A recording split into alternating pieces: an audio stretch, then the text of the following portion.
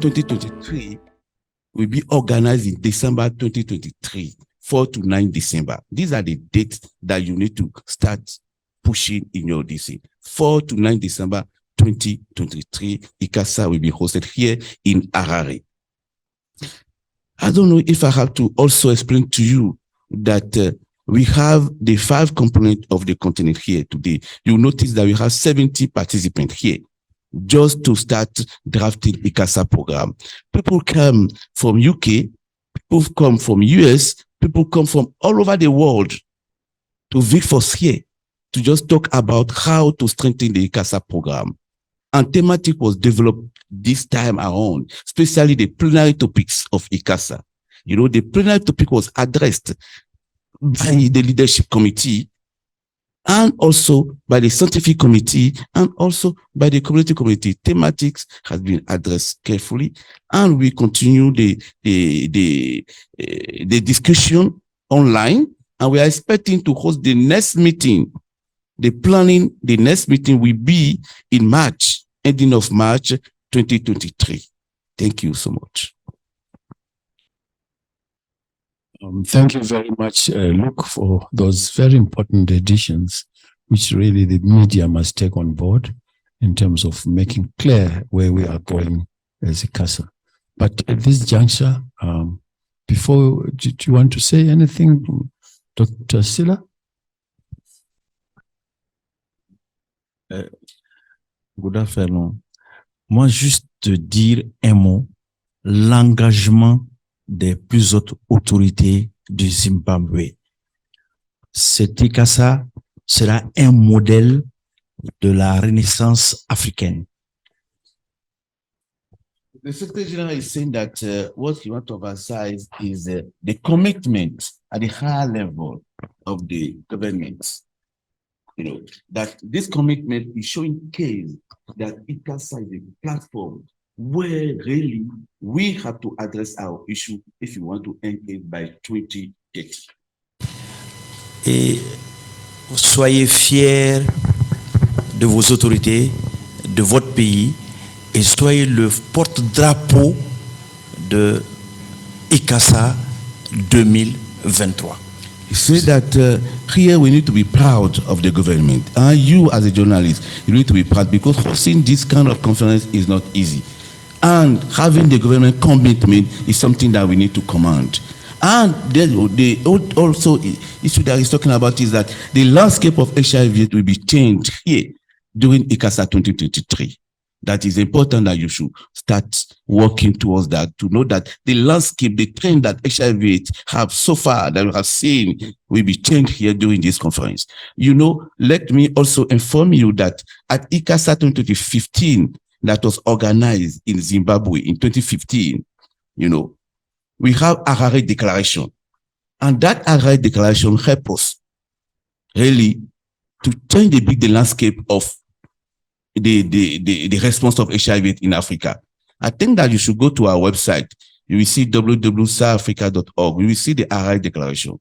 And link Harare Declaration up to what we are doing to 2023. Because really, as the Secretary General is saying, with the support of the government, really, we need to speak to volume to Africa so that things can change positively. Thank you. Well, I think the media is getting a lot of meat, something to write about and let the populations know.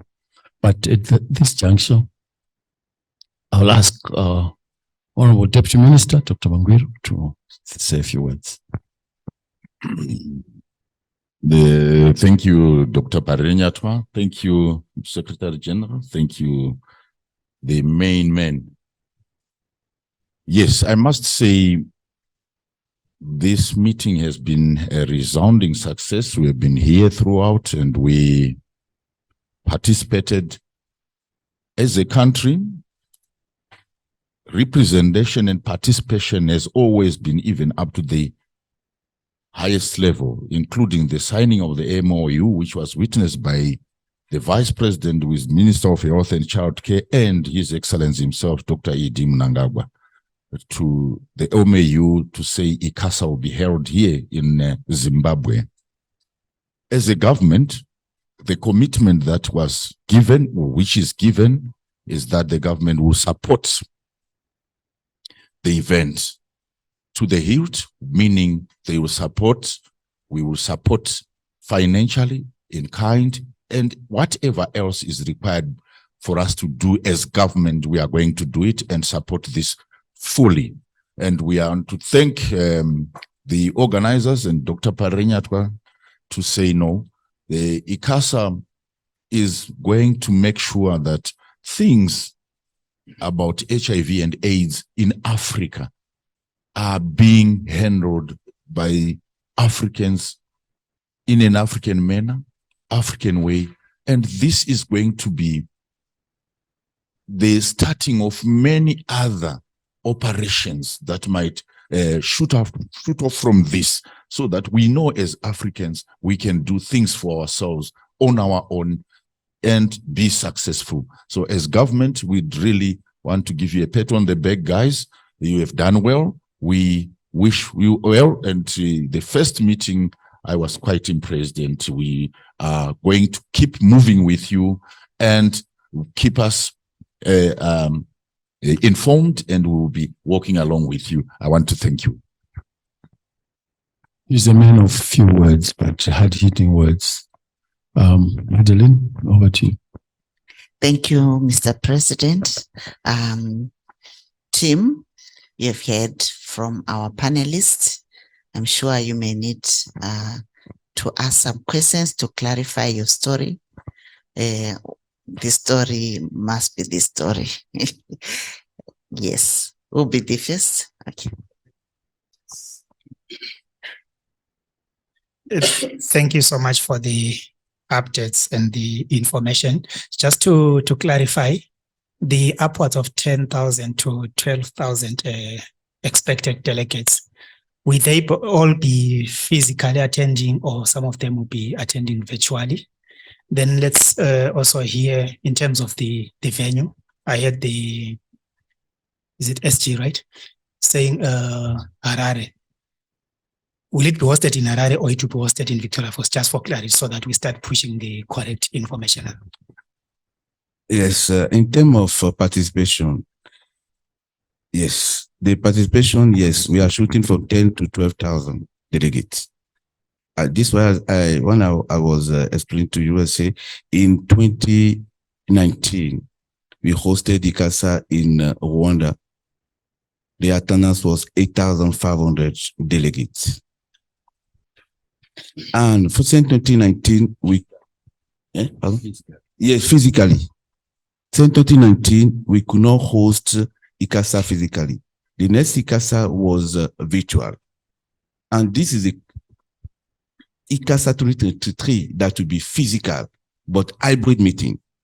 It means what? It means that people can attend physically, in person, and could also attend virtually. Because this meeting, this ICASA will be hybrid. You know, we are providing the platform for people who could not make the commitment to attend in person, they can attend it virtually. Then ICASA 2023 will be virtual. Now, talking about the venue will be Harare. It's Harare because don't forget that ICASA is a conference for the masses. And the atmosphere needs to be accessible for everyone, right?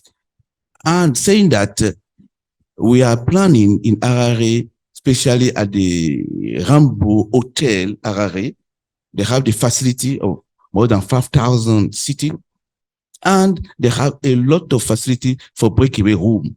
To organize ICASA, we need a minimum of 6 breakaway rooms because the meeting will be consecutively held in the 6th room, you know. And at the same time, don't forget that ICASA will start, ICASA is 4 to 9 December. However, the pre-conference starts from the 2nd of December.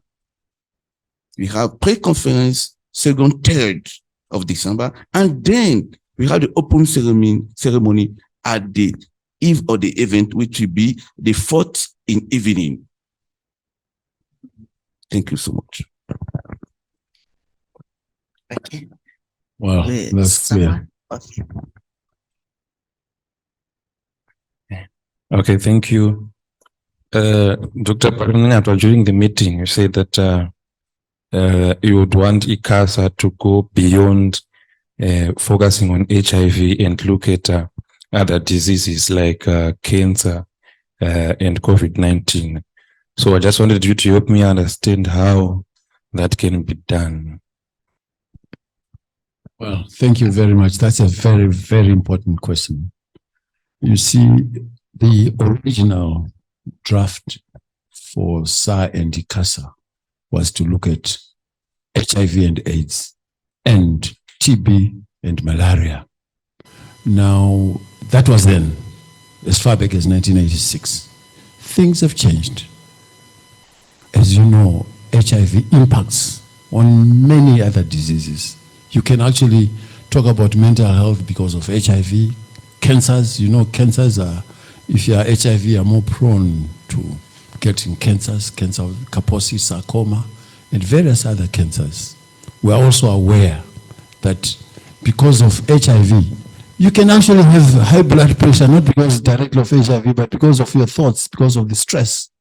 We are aware also that COVID-19 impacted on HIV, or HIV impacted on COVID-19. So we cannot separate the two. People who are immune compromised in terms of COVID were also immune compromised in terms of getting that same COVID.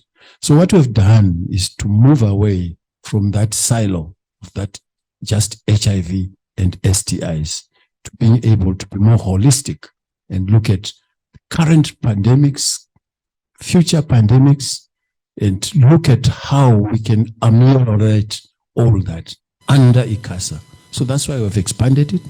It's not a question of resources only, but it's a question that HIV was now being relegated. People were now assuming HIV is dead, but we must continue to keep the flag that HIV is on, but there is a lot of other ramifications, and that's why we've expanded to those areas as well.